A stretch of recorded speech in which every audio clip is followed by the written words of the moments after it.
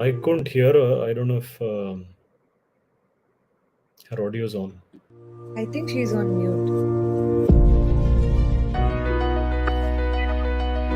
To me, diversity and inclusion means that everyone can bring the best version of themselves to work.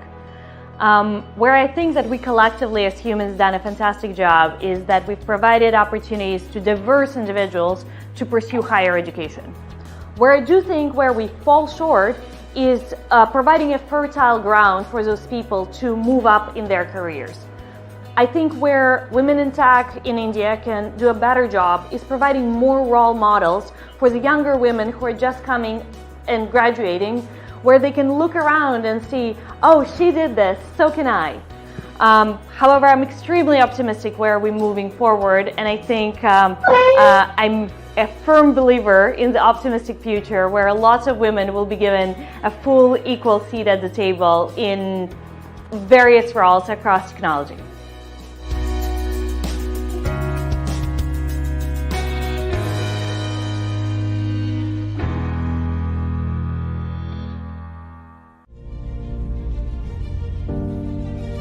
I would like to take this opportunity to thank Ms. Radhika Iyengar, Country Director for Women in Tech India. Your leadership and dedication have been instrumental in bringing this vision to fruition. I extend my heartfelt congratulations and appreciation to the entire team.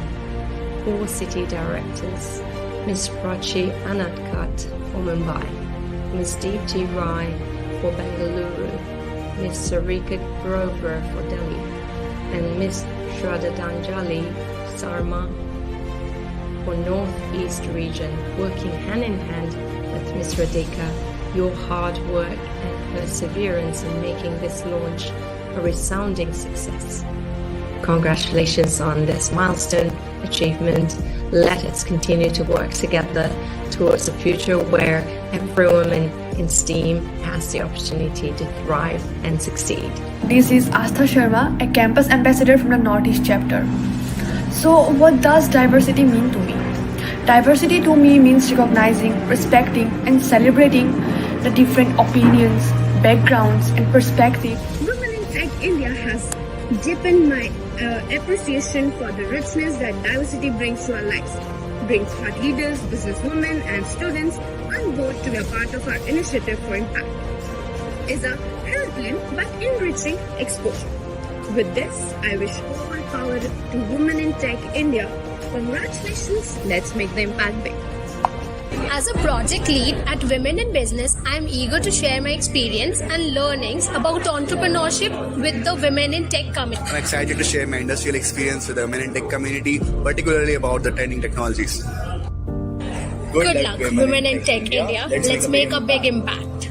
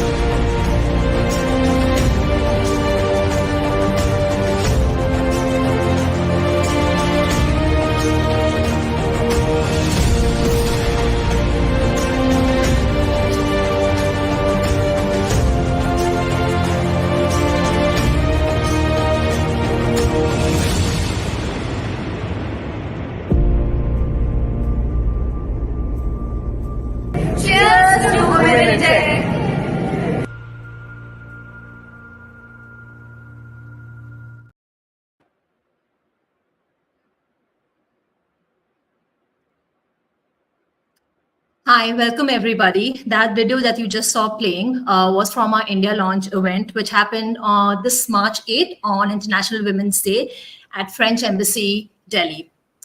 Hi, I'm Dipti. I'm the Women in Tech Director for India for the South region. And I want to extend a really warm welcome to each one of you today who have come to join us for this Fireside Chat Unbounded.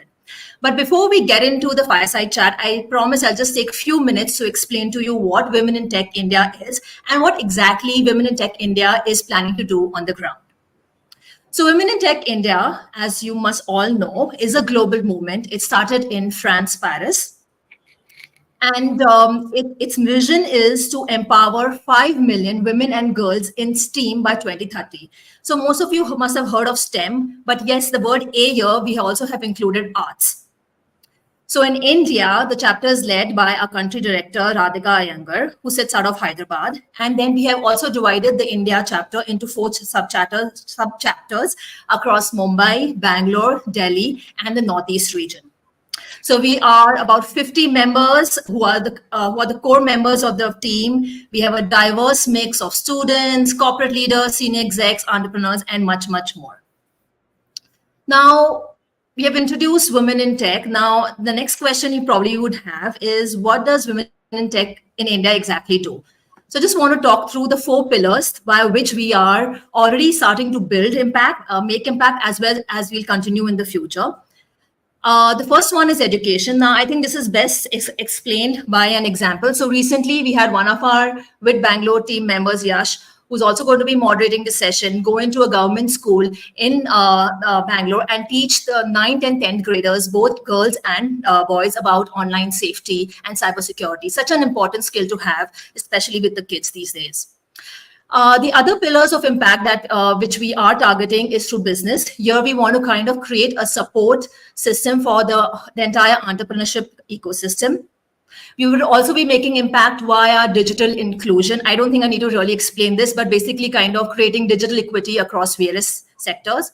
And of course, the last one I think is the most important one in terms of advocacy, which it's not only Women in Tech India or Women in Tech Global that's going to make an impact. It's where each one of you will also have a part in this. And I think we have already started that. The fact that all of you are here today is that first step in creating a future which is equal, irrespective of genders. So with that, I'm going to hand it over to Yash, who is going to be moderating our really exciting fireside chat, Unbounded. Over to you, Yash. Thank you, Deepti. Thank you for setting that context. Thank you. I would like to start by saying good evening, a very warm welcome to all our audience today who have joined us from across the country. Hearty welcome to our amazing Women in Tech team. I would also like to extend a dearest welcome to our distinguished speakers, achievers in their respective fields. Today, this evening, they are here with us, taking through their journey. So this Fireside Chat series is all about hearing the success stories, different perspectives on a similar topic, finding inspiration and seeking practical advice. We are here today to talk about embracing change, breaking barriers, and enriching the success journey. So how does this bring importance to our life? It really does add value. We all go through challenging times, experience speed breakers, potholes, highs and lows. It happens, right? But what is important is not to lose motivation in the journey. We all have thought at least once in our career, hey, should have had a mentor at this point of time, right? At this point of career break, right? Conversations like this do help to know what others have faced it. It could be similar, different hurdle, but knowing what they did to overcome them will really help us at some point of time. So let's come together, share our experience. We can learn from each other, find new ways to thrive in this ever-changing world. We have incredible 3 speakers lined up today. Each had their own unique journey. They have faced change head on, broken down barriers, and come out stronger on the other side. Their stories will inspire you, motivate you, and maybe even challenge to rethink what's possible. Before starting, I would like to give a brief introduction about all our speakers today, starting from Nidhi Pratapneni.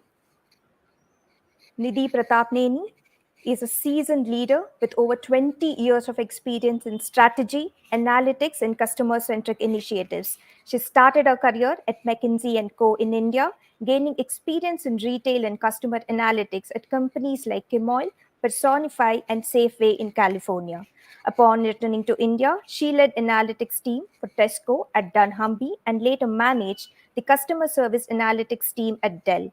She also briefly headed HR at Antuit, a Goldman Sachs backed analytics startup. She led the public affairs organization at Wells Fargo, India, and Philippines, encompassing CSR, digital marketing, and corporate communications. She's deeply passionate about driving customer centricity and developing talent across global teams. Having witnessed pivotal movements like the dot-com boom and subprime crisis, she's excited to contribute to Bangalore's ebullient and entrepreneurial analytics environment. She is an alumnus of St. Stephen's College, Delhi, and IIM Calcutta. She is currently exploring new opportunities while actively supporting NGOs like Vinvinaya and Surabhi Foundation. Nidhi, WIT team, heartily welcomes you. We have our next speaker, Rohit Idalka. Rohit Idalka is a thought leader, AI, and digital revolutionary with over 15 years of experience driving innovation in AI and digital transformation. He is the former Chief Digital and Information Officer of Wipro Limited, where he also led Wipro's Homes, an artificial intelligence platform. As an advocate for education and sustainability, he is a board member at the School of Inspired Leadership and ESG champion at Vector Center. Currently, he uses his experience by advising AI learning platform Data Neuron and Vasara, a leading beauty marketplace in the UAE. Beyond tech, he pursues his passion in cricket, fitness, and Carnatic flute. Rohit, we welcome you. Moving on to our next speaker, Nandita Iyer.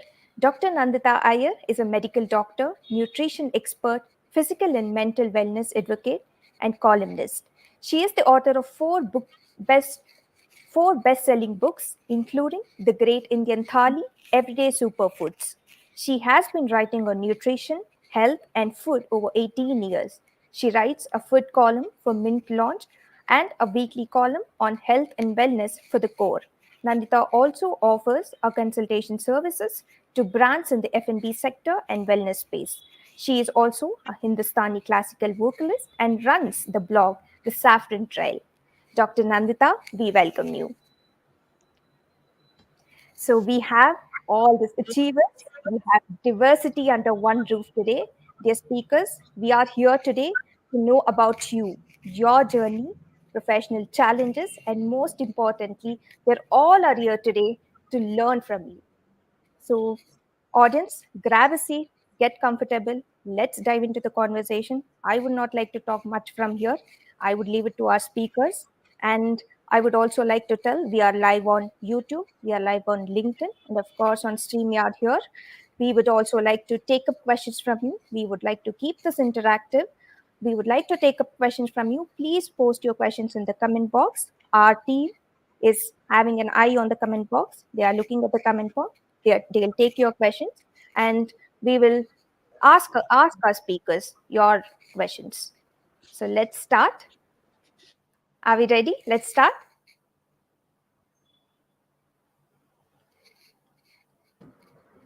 So my first question is to Dr. Nandita. Doctor, you are a multifaceted expert. You are a doctor, nutrition expert. You are wellness advocate, columnist, author. So being a prime voice on nutrition, health, and food, your insightful column in Mint, Launch, and Core, they have really enlightened readers on diverse aspects of health and wellness. So, Doctor, take us through your journey. How did it begin? What drives your passion for advocating a healthy lifestyle? And also, we would like to know about your blog, Saffron Trail. How did it all begin? Over to you, Doctor. Thank you, Women in Tech, for having me on this very first Fireside chat organized by the India chapter. So, I will try to keep it very brief because it's a very long journey and a very, a journey with a lot of taking different kinds of turns. So I think as a kid born in the 70s, there was not much thing. You either took science, commerce, or arts. And if you took science, you either did engineering or medicine. Like those were the first choices. And if you did get an admission in one of the two, you just went ahead. Like there was not much thinking about, is this right for me? Is this good for my, future goals? And there was not much thought. So I got admission in a medical college and I went ahead and studied medicine. And later on, once I started working in a hospital, there were some things that went wrong with in terms of like some riots and stuff, and it really made me re-examine my decision, like is it good for my kind of aptitude, right? So then I decided to move into allied fields in healthcare, right from health insurance to then healthcare advertising, and which slowly led me into the space of writing as well. I used to always like writing as a child, but it was not something I pursued as a goal. And after that, actually started my food blog during this time when I was in healthcare advertising, and I was just experimenting with cooking. I had no idea to cook beyond making a cup of tea. This was in my late 20s. And I was just writing a blog to make sure I keep a record of what I'm cooking, because it was all a major experiment in the kitchen. So that's how my blog started. It was just to keep, and those days it was just that Google had started Blogger. It was very, a tech, very easy on the tech. You just needed a Google account and you could just write something, upload some pictures, and you were done. It didn't require too much of tech knowledge. And I think the blog just grew, and so did my interest in food and nutrition. And even I think till date, when you study medicine, you don't learn much about nutrition per se. It's just possibly one odd chapter in preventive and social medicine. So then I did a specialized course in nutrition, just to make sure that, because I'm writing on food so much, that I bring that knowledge together into this. That's how the nutrition angle happened. And then I think just writing my blog continuously, I started getting a lot of opportunities to write columns for newspapers and magazines. Then I got approached by publishers to write a book. Then one book turned into 4 books over a period of some years.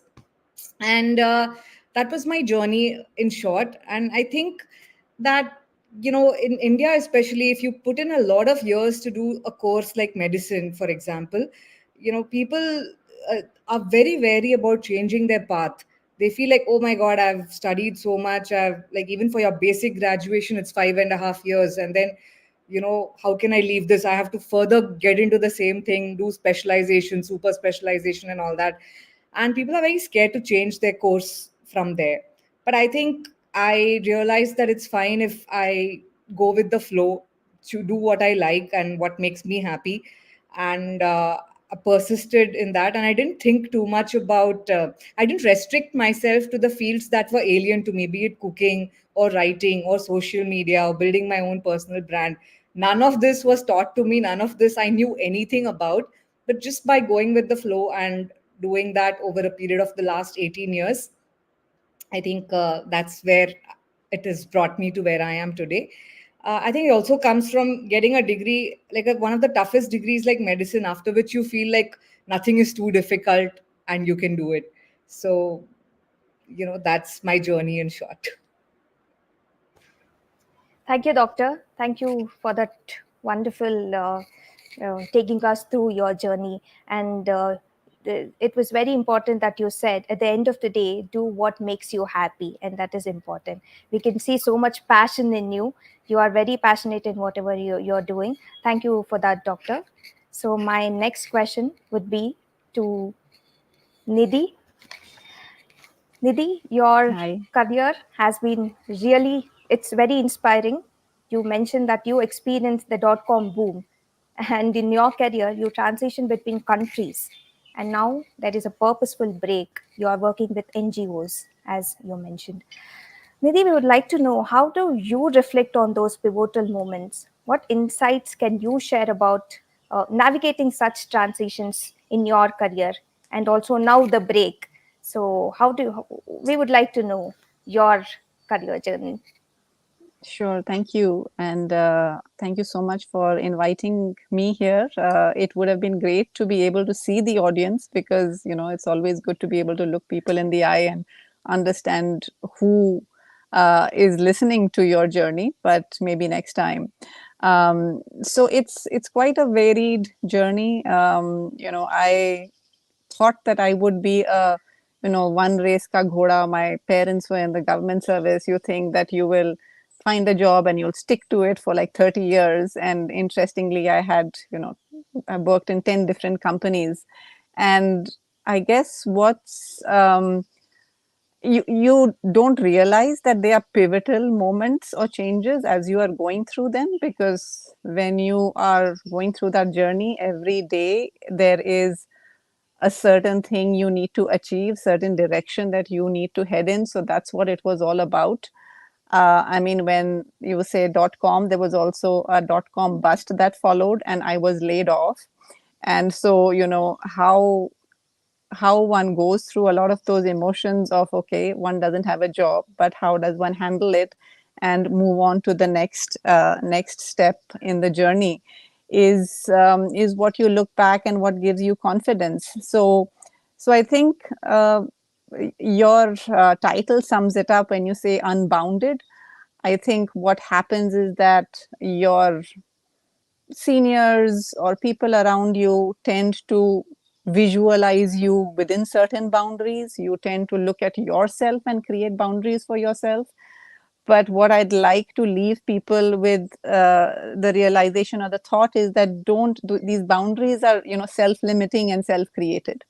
So my journey from consulting to brick and mortar retail to understanding consumer insights, which is, how do you get people to shop more in a store, to spend more in a store, that thing about how understanding the customer is actually critical to the success of any business.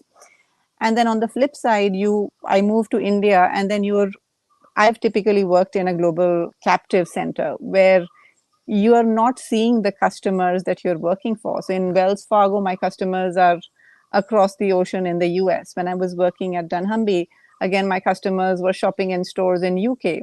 So I don't get a feel for that. But at the same time, what you have to think about is the business that you work for, the value that you bring to the business, and what are those, value levers that you are playing and that you're unlocking for the business and for the people around you.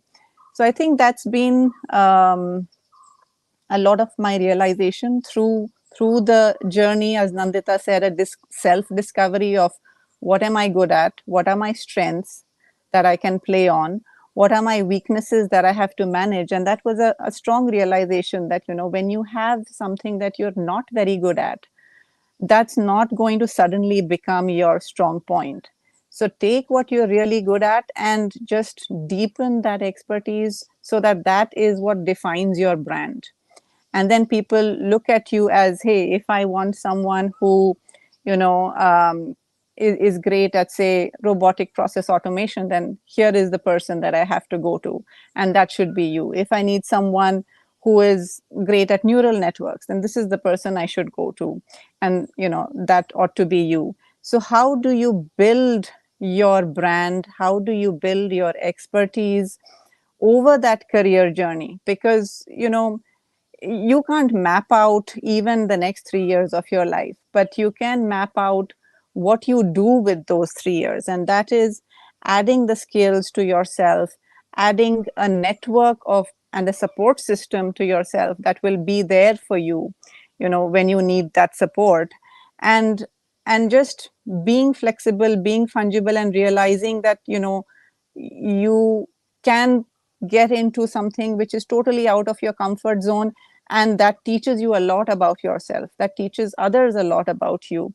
And so it just, even if it's a failure, you're learning through that is, well, I didn't enjoy this, or I wasn't good at it. So there's something else out there for me to get to. And that's been my, learning about myself over the years.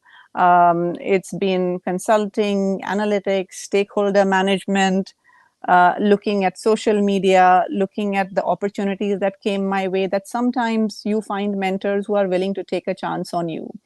And then, I feel you should really grab at those opportunities, because here is someone who wants you to succeed, who is giving you a chance, and it might take you in a completely new direction. So in a nutshell, I'd say, that's been my mantra through these years of finding something new, something exciting to get my teeth into, problem solving, and then moving on to, to the next thing that allows me a lot of learning and allows me to work with different groups of people.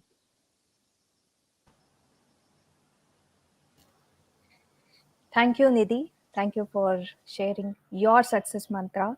And you also mentioned that when you are going through all this, you may not notice that these are the pivotal moments, but later you realize it, and you get to it, that this is all what we have done. And you also mentioned about brand building, networking, building that support system is very important. Thank you, Nidhi, for sharing your success mantra. Thank you. Yes, you're on mute, please. You'll have to unmute yourself.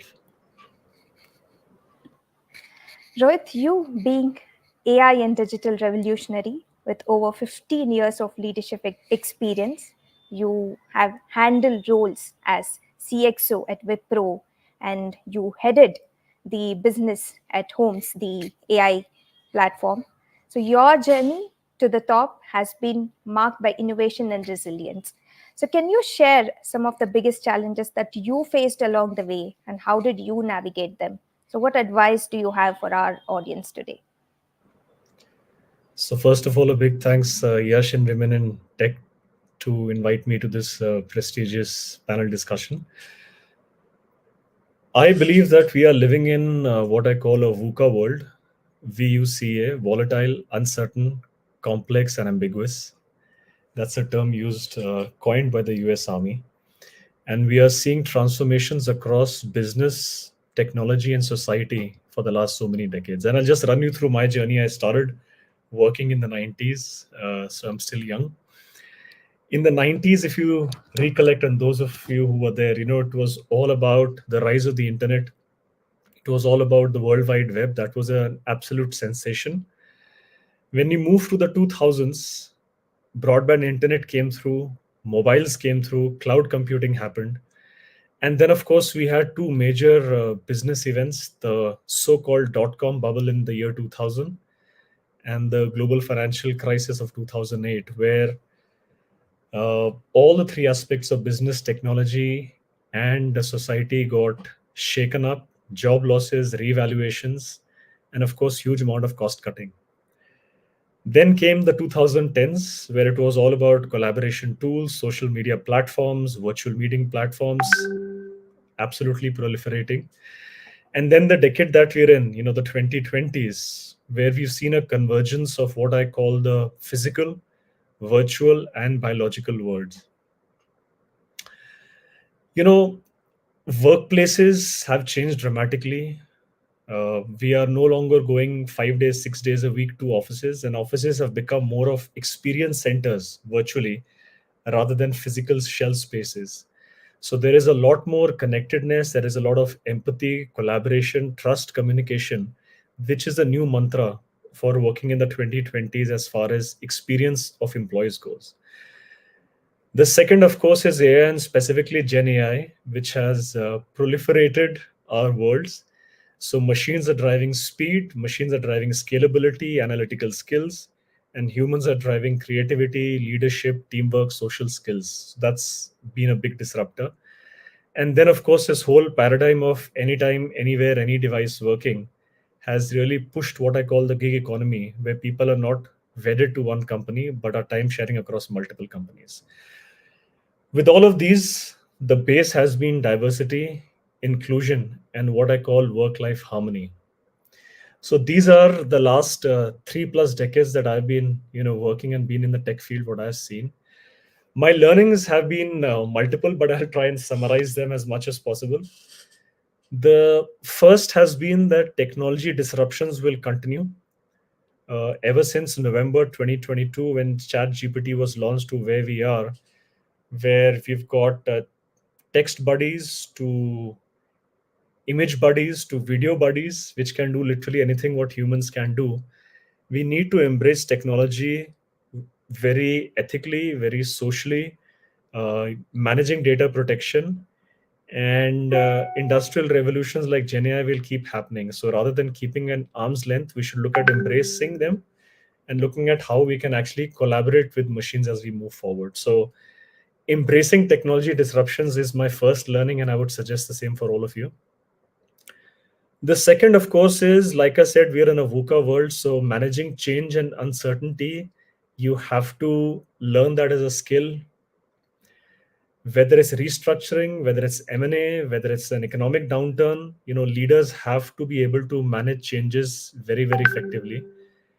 And communication is very key so that employees are with you throughout this journey. So that's been a second learning.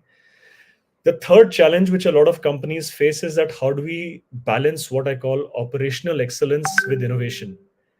And they have this challenge that should we put in more money to actually innovate? What percentage of our top line should be on R&D spend versus how much money can we squeeze from what I call the BAU? So good leaders are able to balance both these aspects. And the last, of course, is that how do you build talent diversity? Talent in terms of gender, talent in terms of equitable opportunities, and then making sure that these diverse workplaces are able to coexist and run the strategic vision and execution for companies. So that in a nutshell has been my last 3 decades of being in the tech industry.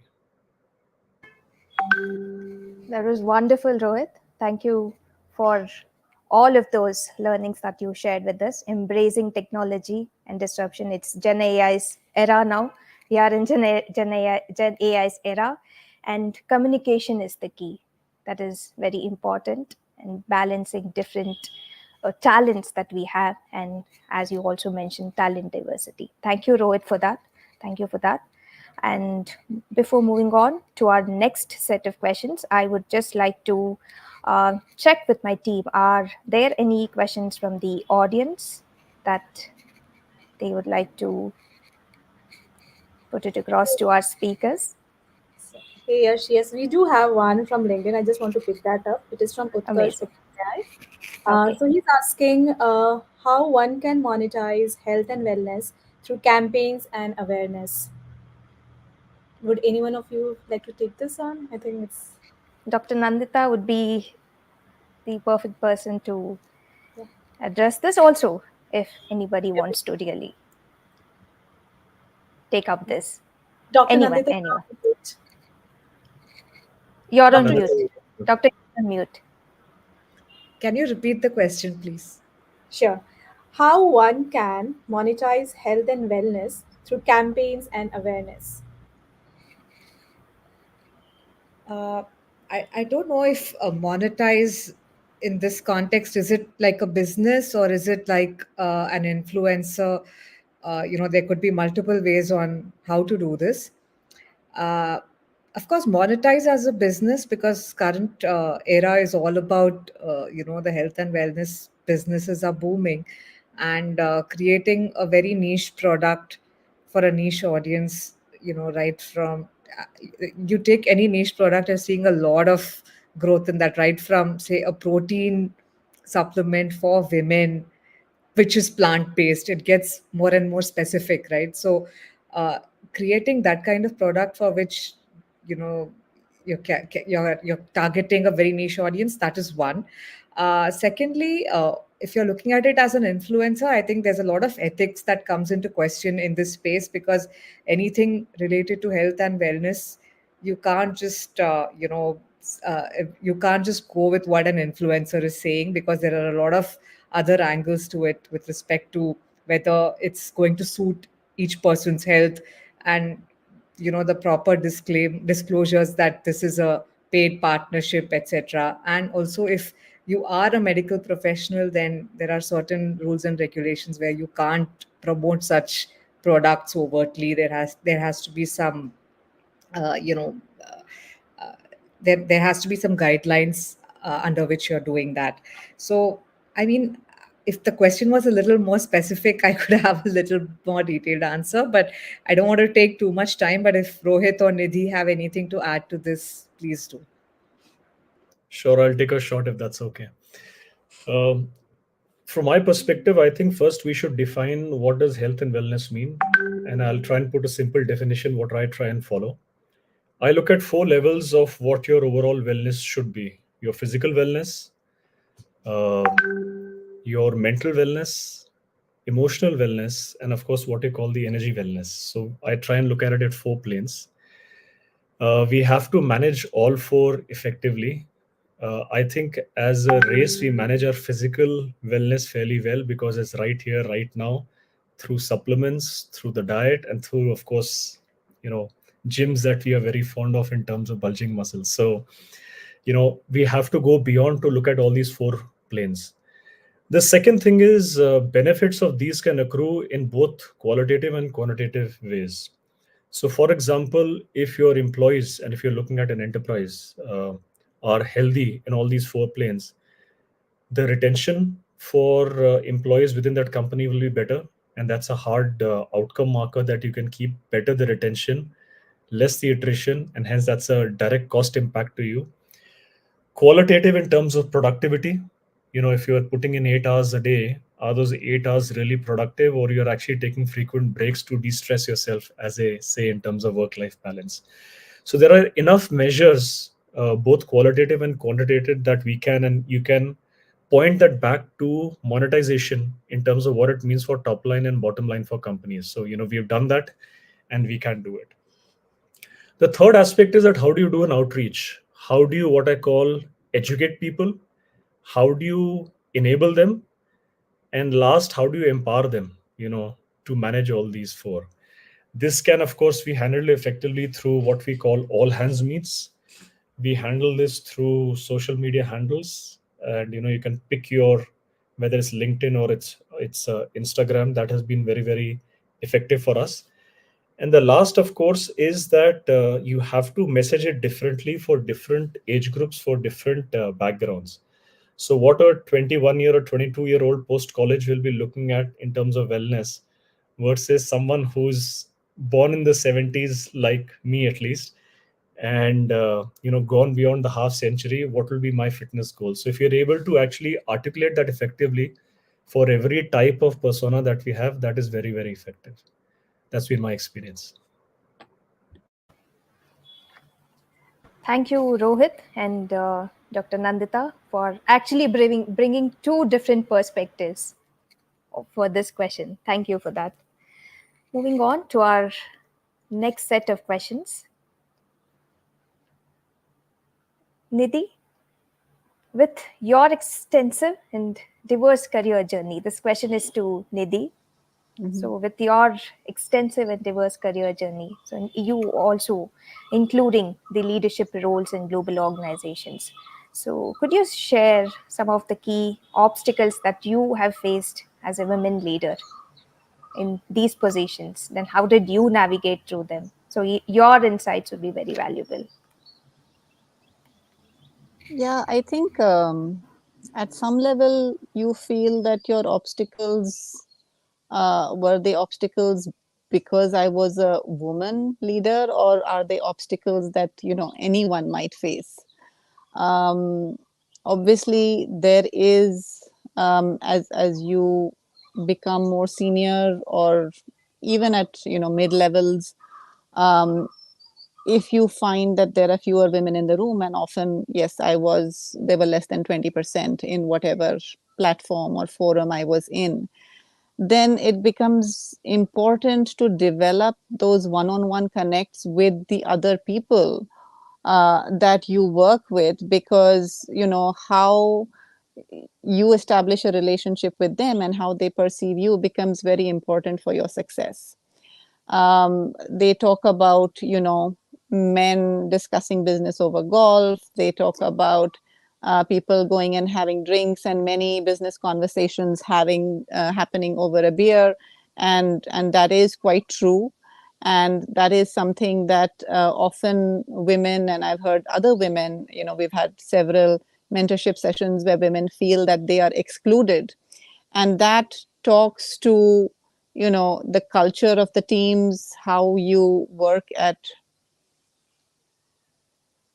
Hello, are you able to hear me? Yes, we are.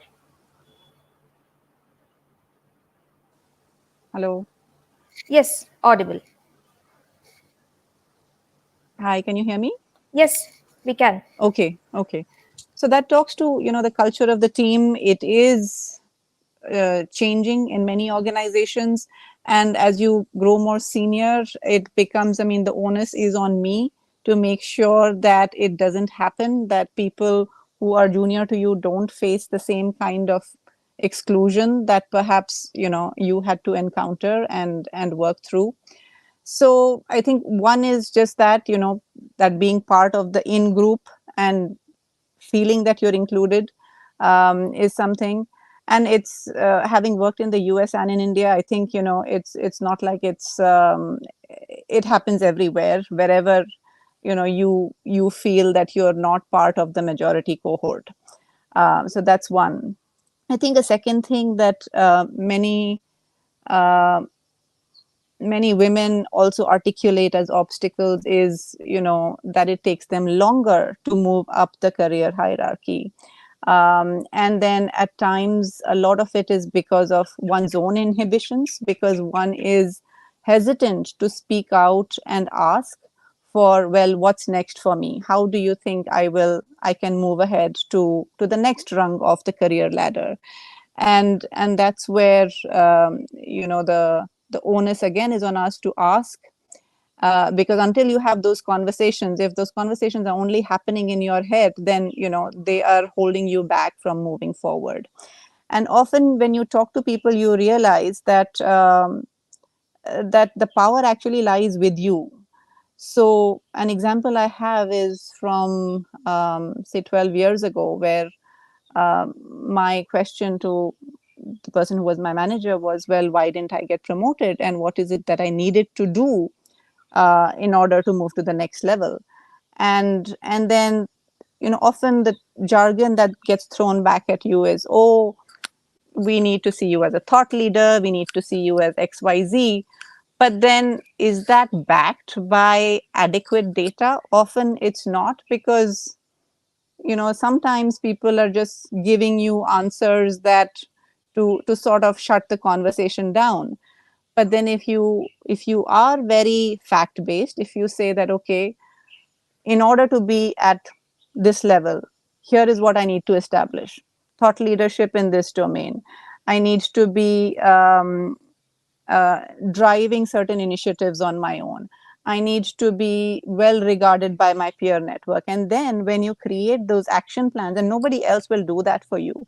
So often it comes back to you to chart out your own course for the future, and then to socialize it, to say that, okay, here is the feedback, here is what I propose as my action items, and this is where I want to get to. Right. So that was a strong learning for me, because you often, as a youngster, you feel that your course or your destiny is in the hands of the powers that be, which is really not the case. Your destiny is in your own hands, more than what you think. So that was a learning, and also obstacle, in the sense that more and more responsibilities do get thrust upon you, but how you deliver on them and how you are perceived through them is what becomes important. And creating that narrative is an art that and a learning that one must have. So I think those are some of the things I'd like to highlight, but otherwise it's more what makes it fun and exciting for you to get to work each day. And then obstacles will always be there, and you learn to handle them as par for the course. Thank you for sharing that, Nidhi. That was really a wonderful tip for aspiring leaders, youngsters like us.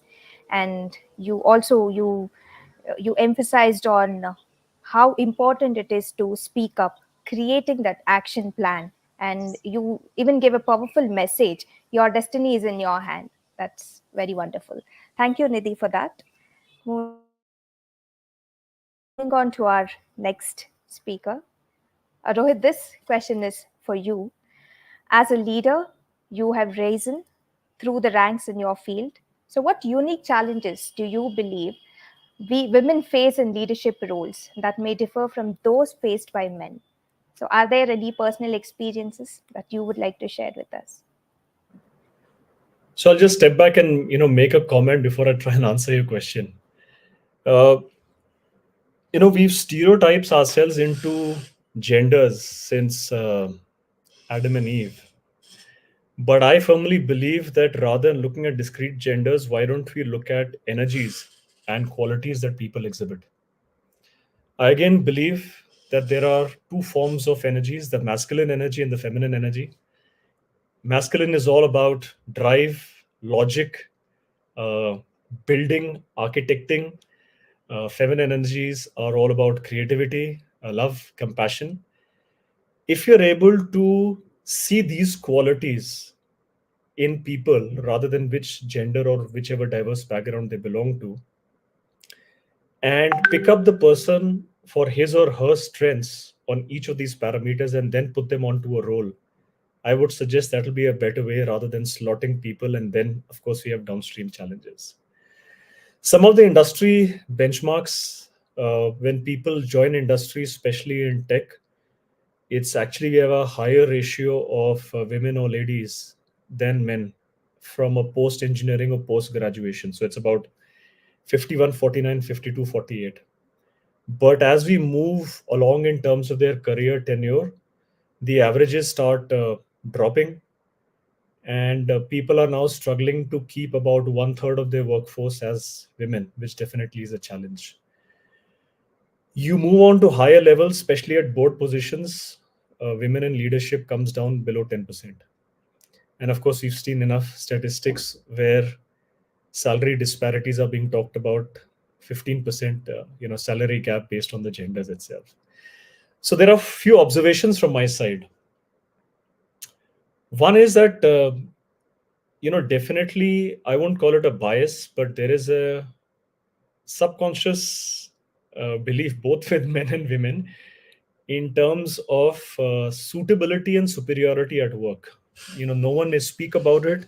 People are extremely careful when they interact with each other, but I think that's a subconscious level for centuries that has come into it. So capability for office work. It's very interesting that I met a group of leaders yesterday from a very diversified conglomerate. They are into power, energy, transmission, 12 different businesses, and asked them a simple question: what's your diversity at the leadership level? I didn't even meet a single lady in terms of the leadership level. So this whole challenge of stereotyping people into different roles based on gender is one big thing. And the subconscious thought that for some roles, perhaps women are not very suited. So, that's the first thing I've experienced. The second thing is, women in a lot of matters are better multiplexers. They're able to manage multiple jobs with a lot of ease and effectiveness. And it's not just in the workplace, but also at home, where we need to give them the space and respect. And a lot of times, based on time constraints or career opportunities or legacy mindset, women are not able to get that. But I feel their spouses, their better halves, their significant halves need to support them in this journey, because career is as important, children are as important, but the ability to spend time and contribute back in home so that women can contribute more back in office, I think is the second thing that I've experienced, and people have really worked hard, especially the menfolk. The third, on a lighter note, I think women are very hard on themselves. You are familiar with what I call the imposter syndrome, where you become very circumspect about yourself and you start doubting your own capability. I think women tend to take that a little more than men. Men also do it, but sometimes, a few setbacks and they start, self doubting. And I would suggest to all women, especially women in tech, that, keep your confidence high, keep your learning curve high, keep your ability to be able to handle and deliver results, and we all believe in that. So don't get bogged down, don't have self belief issues. We are all there to support you, and collectively we can make it happen. Thank you, Rohit, for that. Thank you for those amazing advice. So it all starts from breaking the stereotypes right from the bites. So that is where it And starts. I'm actually very glad to see that the younger generation is not as circumspect about their ability. So there are young girls who are very gung ho and who will just go after what it is they want to. So it's been a delight to actually meet the younger generation. Absolutely, ma'am. That is true. Moving on to our next speaker. So this question is to you, Doctor. You being an entrepreneur, a prominent figure in the field of nutrition and wellness, what challenges do you think women entrepreneurs face that may differ from those faced by men? Again, similar to my previous question. So, can you provide some insights on your own entrepreneurial journey, that how to navigate those challenges? Yeah, I have a few common things that Rohit just said, and a few things that I disagree with him on. So, one thing where he said that it comes naturally to women to multitask and do multiple things, manage the home, manage the work. Uh, be it from my personal experience or the lot of experiences I've read about on social media, on blogs, columns, etc., it does not come easily to us at all. Given a choice, we would not do it. Nobody wants to juggle the house, the house help, what's going to be made next at home, you know, then juggle my personal work deadlines, then look at my kids' deadlines.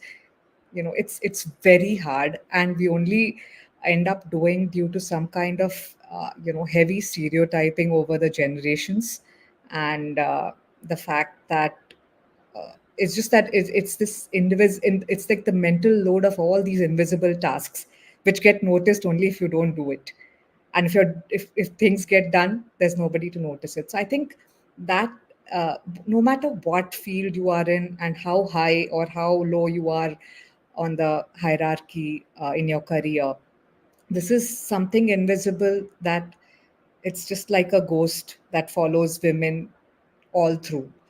And you may have like half a dozen house help, but then still needs to be someone to guide them, tell them what to do, etc. So all that is a big burden, and it comes in the way of women putting in their focus time and effort, undisturbed time into the things that matter to them, like career or something else.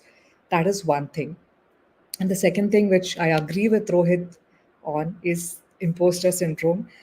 I think I recently saw a tweet that went very viral. It was about some finance expert giving a boatload of health advice on Twitter, now called X, to this very big name in the fintech area, right? So he had suffered a stroke, and this finance guy is giving him all the advice on how to get better from the stroke. So I was feeling like, I don't see any women who are an expert in one field and automatically consider themselves a subject matter expert on every other aspect of life.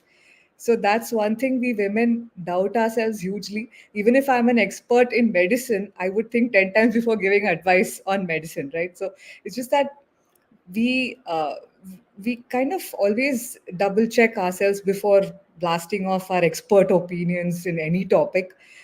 And this sentence that I just read yesterday, where it says that when you're not used to being confident, confident feels like arrogance, both to you and to others.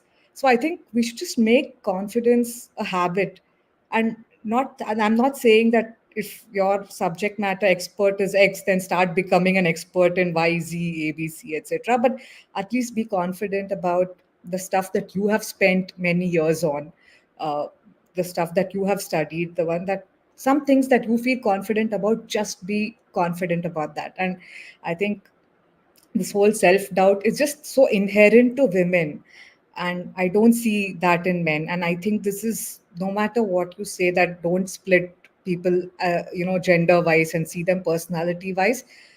I don't see too many men with this problem. So I think this is the biggest thing, that imposter syndrome or self doubt, that we need to constantly check ourselves, or we need such women networks where we boost each other up and say, no, you be confident and you just put yourself out there. So these are the couple of things that I want to share. Thank you, doctor. Thank you for that. And also, those were the wonderful piece of advice on how to overcome the imposter syndrome. You also said confidence sometimes feels like arrogance, but being confident and doing what you feel like, doing what you are really good at, will definitely take you really to somewhere. Thank you, doctor, for that. So, moving on to our next cell, we would like to take up some questions from the audience. We have an amazing set of questions that have come through from the audience. I would like Alka to take over. Thanks, Yash. I'm so inspired by such insightful discussion. I'm really glad to see comments rolling up. So this is a two-part question from Leah on LinkedIn. She is saying there is always unconscious bias when it comes to women leaders. How do you break that, make yourself heard? And there's another part of that question which is addressed to Rohit. So let's first finish this question and then we come back to the second part, which is exclusively addressed for Rohit. So if I have to So repeat it again, yeah, yeah, there is always how do, there is always unconscious bias when it comes to women leaders. How do we break that to make ourselves heard? yeah, and so that is true, and but there may be biases from various fronts. Um, I think it has to be addressed, and recently people do try to address it at various levels, right? Organizationally, there are a lot of top-down efforts towards it.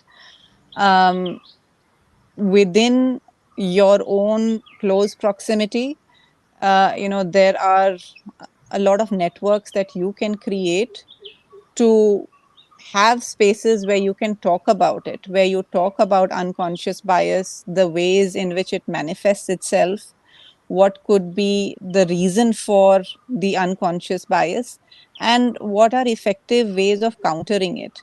And often, each one of us has these examples where someone may come up and say, oh, I used to think you were this kind of a person, but I later realized, that it was different, right? And it could be friends of yours or colleagues of yours. So, in any instance, anyone is inclined to create a particular perception of a person the moment you see someone, or the minute you see them or hear them speak, 5 lines or whatever. So how do you get to understand who is invested in you? Maybe find a mentor, discuss it with them, as to where you are facing maybe a bias situation that is actually an obstacle for you. There may be other, biases are rampant, and some of those biases are in people's heads that are not impacting you. But if there is something that does impact you significantly, then how do you counter it? How do you speak out for yourself? I mean, and that's not in a way that you are being combative or, complaining, but it's more about letting your work speak for itself and speaking for the work you do, and speaking for what you stand for, what you believe in. If you believe that, there are women who need to be given a platform, then create that platform for them. And in those actions, you're actually trying to negate the biases around you, not just for yourself, but for a larger group of people. Because when you say that, hey, I'm being impacted and I'm being affected, often, someone may say, oh, XYZ is whining all the time, right? So how do you play the narrative in a way that strengthens you, that achieves your goals, and that also you create a support and a platform for yourself and other people who may be experiencing this? Yeah, that's so insightful. Doctor, do you want to just add on anything if you have? Nothing really. I think you can move to Rohit's question. Yeah.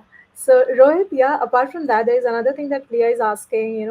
How as a man in the industry can become an ally to a woman leader or women in technology? Sorry, can you repeat? I couldn't get the second part. Yeah. How men can become an ally to a women leader or women in tech? Okay. One is I'll try and put one comment for the previous question because I still feel very strongly about it. Yeah. Whether it's a man or a woman or any gender that you identify yourself with, the key part is that you have to build your inner strength. You have to make sure that your inner wellness is absolutely strong. People will face challenges, whether it's in office or outside office, whether it's in work or non-work, but you should take that as a learning, take that as a challenge and move ahead, because every unique lens will find their challenge the most difficult from their perspective, but you may never know what's the challenge that perhaps men are facing. So we should just make ourselves as strong and let our results and outcomes speak for them. uh, in my career, what has really helped is, one, as a leader, I try to keep a good mix and balance of diversity, and it's not just in gender diversity, but even in terms of country wise and language wise, because the more people you have with diverse backgrounds, the more opinions, sometimes challenging to get them to concur, but it's always good to get a diverse background of people. Second is, we used to encourage uh, women to be mentors. Actually, I have mentored a lot of ladies and they have mentored me back also, whether they're young straight from college or they are seasoned professionals. So for their ability to speak out, for their ability to converse and talk and give their viewpoints, I found that extremely useful. And third is, we tried to have a very great interlock at a personal level also, so that the moment you start mingling with families, so let's say my wife is able to meet other ladies and their husbands are able to meet me outside office, I think that created a great bond and broke whatever ice which was there, and we really worked together as a team. So frankly, I've never observed, I've never experienced, and that's what people outside tell me, that irrespective of gender and background, we always used to gel fantastically together as a team. That's what's worked for me. Mhm. I love the part where you are emphasizing on the inner strength that is more important for us, to be like standing strong and, be on that leg of the success journey. All right, thank you so much. I have one other. Do we have time to take one other question? Yeah. All right. So this is something I think Suparna from LinkedIn, she really resonated with your input, Nidhi, when you were talking about, the lack of confidence and everything else that women, go through. So she says there's enough research to indicate that women are more prone to lack of confidence and imposter syndrome, despite expertise and accomplishments. So her question is, how do women learn to deal with this aspect in their careers? So, I mean, it's not a one answer fits all.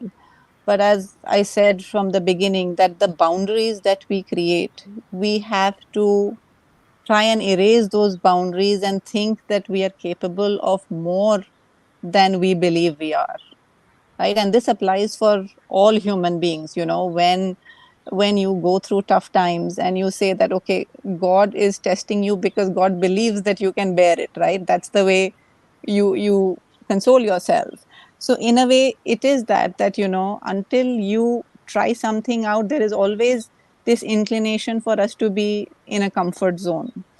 And so that imposter syndrome, part of it is you are very capable, but you feel that where you want to go demands much more than you have to offer, right? But you have those reservoirs and capabilities within yourself. There are a lot of studies done on how women applying for a position, when they meet 80% of the criteria, whereas the men who are applying for the position are men who meet just 20 or 30% of the criteria required for that position. So I think maybe this exercise of manifestation, which is a new word, it's a new lingo, but I think it really would help women to do that, to visualize yourself in that position, or observe people who are playing roles bigger than you, or even talk to them to understand, how much does it take, and is it really all that hard for me to aspire for this in the next year.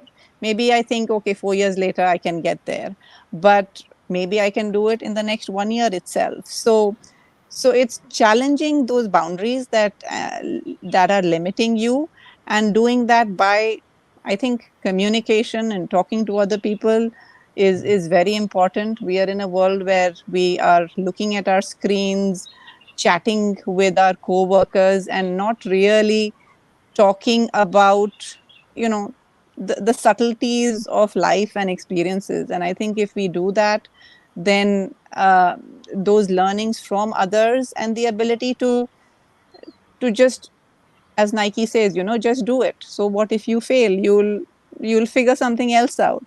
Sometimes if you think that, okay, if not this step up, let me move laterally, let me add some other skills to myself and then move up. So I mean, I've done many lateral moves in Dell, and I just relish all of those experiences. And eventually you will find yourself being appreciated and selected for something uh, that recognizes and acknowledges all of those skill sets that you built in a lateral move or a very different kind of an experience. Yep. Any other insights to this one? We move to one last question for the day. Okay, so we move to one last question for the day. So this is from Vinita on LinkedIn. She really wants to know Rohit's perspective on paternity leave, making it a must for men so that the salary gap, at least for this reason, is negated. So yeah, what's your take? I mean, I think it's a very general question, and I think as a woman, as a mother, I think paternity leave, we need paternity leave because it's just I not don't. the way. I didn't understand the connection with the salary gap, but Yeah, yeah, go yeah. ahead. I was only indexed on the paternity leave so much. I'm all for paternity leave, but I'm Yes. also all for equal pay. Whether paternity leave gets us to equal pay or not, Yeah. I don't know. Yeah. I'll take them as two separate sub questions. The way I've read it. Okay. The first, of course, is parenting a child is absolutely equal responsibility, and we have to ensure that both the partners are able to contribute equally in time, in terms of what they can provide to the child, and of course looking at the entire upbringing in terms of values, ethics, and social values which are there. So absolutely, the amount of paternity leave can be discussed, whether we're talking about weeks or months, but definitely we should provide that opportunity for male employees to be able to contribute to their household, because that's a fantastic experience for themselves rather than getting called back to office now and then. So the first answer is absolutely yes. The second is, I'll take the salary gap as a different question. Uh, like I said earlier, it has to be about capability and outcome. And we use technology like AI very, very effectively. Sometimes when we used to get employee data, we used to actually mask certain sections of the data so that no, bias creeps in. So it basically used to be an employee number, not even a name, so that you can make out the gender from that. So you do what we call data masking, and then you look at the appraisal, you look at the outcome that the person has been able to generate, and then you decide their salary increase, year on year, or at when they're joining, what should they be, pegged at. That is one way of technology intervention to remove any kind of a gap, and it's only basis the equal opportunity model. The second is, whenever we used to get for promotions, all things being equal, we used to actually get into a debate with HR as to why a person is not getting promoted.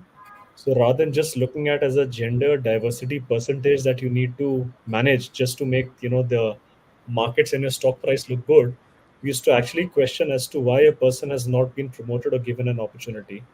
So with that healthy conversation with HR and the line managers, we were able to bring in some semblance and balance and make sure that it's a more democratic decision with equal opportunity rather than it being biased for whatever reason itself.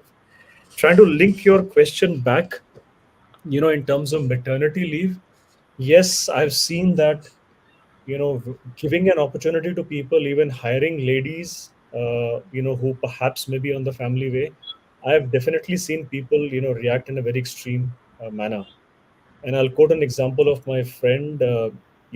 She's just started her journey, of parenthood. The child is not yet born, and she first went ahead and told her managers, and without any notice, she was actually asked to leave. And what was interesting is that both her managers were actually ladies. So what I'm trying to say is that ultimately these biases have been ingrained in us so much, and it's not gender specific. Even ladies carry biases, and perhaps they've gone through their own experiences when they were younger, or tougher times. So I would say that looking at a more democratic way, looking at equal opportunity, and making sure that both at home and at work you're able to enable men and women to equally share the workload of parenthood. Yeah, well, that was such thoughtful response to this. I really appreciate that. Rohit, I'll hand over to Deepti now. So sorry, guys, we cannot take a lot more question, but I'll hand over to Deepti, just wrap up and, just a thank you note for the audience and the panelists here. Over to you, Deepti. Okay, thank you, Alka. And that was a really engaging, interactive session. Actually, I was sitting and listening to all your stories, and I don't know about the audience. I'm sure they do feel inspired, but I feel totally inspired. And I actually have learned a lot new things just listening to you folks today. I also want to thank our audience who has been really good. They've been very interactive. They had a lot of questions still rolling in. So I want to apologize that we won't be able to take questions at this moment, but you have these speakers on your LinkedIn network. So go ahead and leverage it, build those relationships, and you can reach out to them and ask your questions away. Lastly, I want to thank our amazing speakers here, Nidhi, Nandita, and Rohit. Thank you for your time. And this basically kind of shows great commitment to what we're trying to drive as women in tech in India, and we cannot thank you enough. So extreme gratitude for that. And I also want to thank my team here, Alka and Yash, who have been amazing moderators and manage this session so beautifully. So thank you for all the effort that you have put in to get this whole event together. So with that, I have just one last thing, promise. It's not more than 30 seconds. I want to share this with all the audience here. If you do have your phones handy, please do scan this QR code. It's going to take you to all the resources within Women in Tech. Basically, how you can join to be a member, how you can join our WhatsApp community. This will basically keep you aware of all the great work that Women in Tech India is doing on the ground, and we would love to also get some feedback from you in terms of what would you want from these sessions, and we are more than happy to tailor these sessions as per your needs. So with that, thank you again, and let's wrap up the session. Thank you, everyone. Thank you. Thank you, everyone.